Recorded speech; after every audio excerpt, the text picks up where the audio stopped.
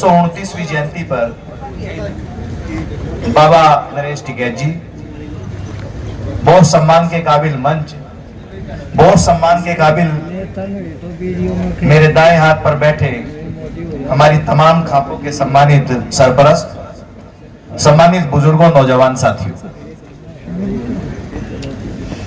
बाबा शामल कोई साधारण व्यक्ति तो नहीं था।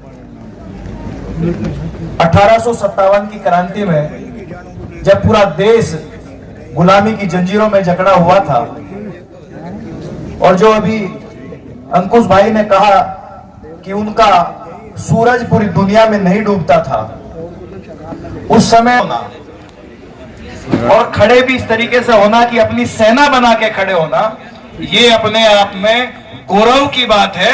और हम लोगों की रगों में बाबा शामल का, उनकी विचारधारा का लहू दौड़ता है। हम लोग अपने आप को बहुत गौरवान्वित महसूस करते हैं कि हम बाबा शामल के वंशज हैं। हम उस धरती से आते हैं जो बाबा शामल की धरती है। अपने आप में कितनी बड़ी बात रही होगी। दिल्ली और दिल्ली के आसपास वो सांप्रदायिक सौहार्द की कितनी बड़ी मिसाल थी। मैंने कई प्रोफेसर्स को इस बात के लिए आमंत्रित भी किया, मैंने बुलाया भी उनको, बात भी चल रही है और कई लोग इस पर रिसर्च कराना भी चाहते हैं। लोग सांप्रदायिक सौहार्द की बात करते हैं, लेकिन जीता जागता उदाहरण अगर कोई था तो बाबा शामल थे। आप देखिए कि जब बाबा शामल को घेर लिया गया, 90% से ज्यादा मुस्लिम आबादी का गांव बसोद और पूरी अंग्रेजी पुलिस फौज सारी लग करके बसोद को घेर लिया, कितनी बड़ी बात रही होगी जब उनसे पता पूछा गया। बसोद के लोगों से 90% मुस्लिम आबादी का गांव था। बसोद के लोगों से पूछा गया कि बाबा शामल का पता बता दो तो तुम्हारी जान बकस देंगे, लेकिन एक भी बच्चे का मुंह तक नहीं खुला और सजा ये मिली कि पूरे गांव के जितने भी लोग थे, बच्चों और महिलाओं को छोड़ करके सबको कत्ल कर दिया गया। लेकिन बाबा शामल का पता बसोद के लोगों ने नहीं बताया। इससे बड़ी सांप्रदायिक सौहार्द की बात क्या हो सकती है। इसलिए मैं कहता हूं कि बाबा शामल सांप्रदायिक सौहार्द के भी ध्वजवाहक थे। उन्होंने जो नजीर पेश की, वो नजीर आज तक कहीं कट नहीं पाई। हम लोग, चूंकि सारे लोग, ये सम्मानित मंच बैठा हुआ है और ये सारे लोग बाबा शामल के वंशज हैं, हम लोगों की नैतिक जिम्मेदारी बनती है कि जो आने वाली पीढ़ियां हैं उन तक ये बात पहुंचनी चाहिए। पिछली बार जो कार्यक्रम हुआ था, आप सारे सम्मानित लोग उस कार्यक्रम में थे। मैंने एक अनुरोध किया था टिकैत साहब कि हम लोग घर से चलते हैं, कोई मोटरसाइकिल पे चलता है, कोई कार पे चलता है, घर में से एक बच्चे को लेकर के इस कार्यक्रम में आना इसलिए जरूरी है कि ये बात अगर आप लोगों तक ही सीमित रही और आप लोगों के बाद अगली पीढ़ियों तक ये बात नहीं गई तो हम बाबा शामल को जो स्थान हमें दिलाना है उस स्थान को दिलाने से वंचित रह जाए।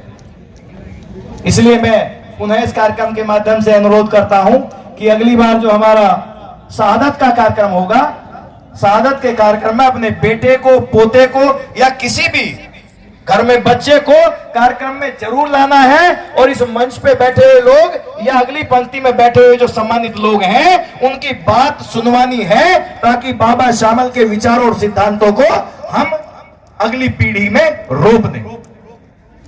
ये हमें आज प्रण लेके जाना है। दूसरी बात पाठ्यक्रम की आई। आज भारत सरकार में शिक्षा मंत्री माननीय चौधरी जयंत सिंह जी हैं। गांव के लोगों का प्रतिनिधि मंडल गया, ट्रस्ट के लोग गए, अनुरोध किया। मैं उम्मीद करता हूं, क्योंकि वो भी हम लोगों के बीच से हैं और निश्चित रूप से ये बात मानी जाएगी। तीसरी जो बात मैं अंतिम बात करना चाहता हूं, जो भाई सोमेंद्र ढाका जी ने कही, जहां तक नशे की बात, नशे में सरकारों को या पार्टियों को कोसने से कुछ नहीं होगा। हमें शिष्टाचार का पाठ अपनी अगली पीढ़ियों को पढ़ाना होगा। सरकारों का चरित्र लगभग सभी का ऐसा होता है, कोई उत्तर प्रदेश में बिकवाता है तो कोई दिल्ली में बिकवाता है, कोई तो ऑफर दे देता है कि एक के साथ एक फ्री मिलेंगे।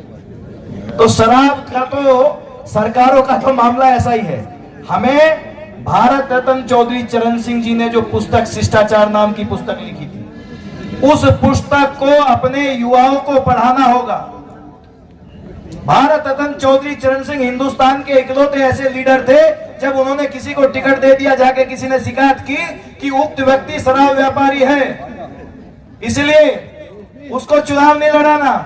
उक्त व्यक्ति ने पेशकश की कि मैं पार्टी में चंदा लेना चाहता हूं, तो ऐसे व्यक्ति चौधरी चरण सिंह जी थे, जिन्होंने कहा कि शराब व्यापारी का पैसा मैं नहीं लूंगा और मेरी पार्टी से ऐसा व्यक्ति चुनाव नहीं लड़ेगा।